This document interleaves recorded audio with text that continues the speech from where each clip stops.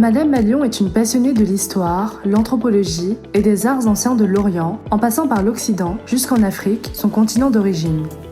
Cette passion dévorante a conduit Madame Malion à vous présenter de façon simple les personnalités et les lieux historiques qui continuent d'attiser sa curiosité.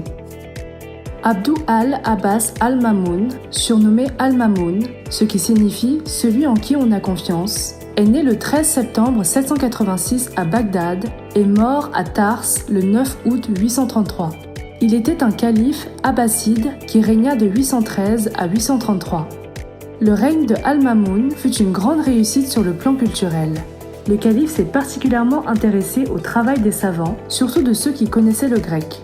Il avait réuni à Bagdad des savants de toutes les croyances, qu'il traitait magnifiquement et avec la plus complète des tolérances. Il fit venir à Byzance des manuscrits. Il posa comme condition de paix avec l'Empire byzantin la remise d'une copie d'Almageste.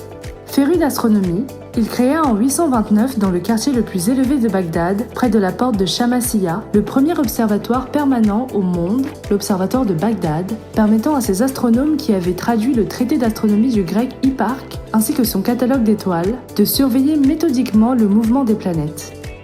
Il mena 2 expériences astronomiques destinées à déterminer la distance d'un degré de latitude terrestre. En reconnaissance de ces travaux, un cratère lunaire porte son nom, Almanon. De son séjour en Asie centrale, il avait ramené avec lui les 3 fils de Musa ben Shakir, ancien brigand, devenu astronome et compagnon du futur calife. À la mort de leur père, il fit donner aux 3 frères dont il était devenu le tuteur, Muhammad, Ahmad et Hassan, une solide formation dans les sciences appliquées et il leur octroya une somme considérable pour diriger à Bagdad la maison de la sagesse en 832.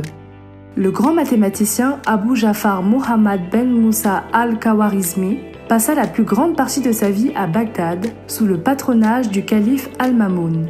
Il traduisit en arabe, avec ses collègues, les manuscrits grecs de Byzance réunis dans la bibliothèque fondée par le calife au sein de la Maison de la Sagesse, et il étudia à partir de ceux-ci la géométrie, l'algèbre et l'astronomie.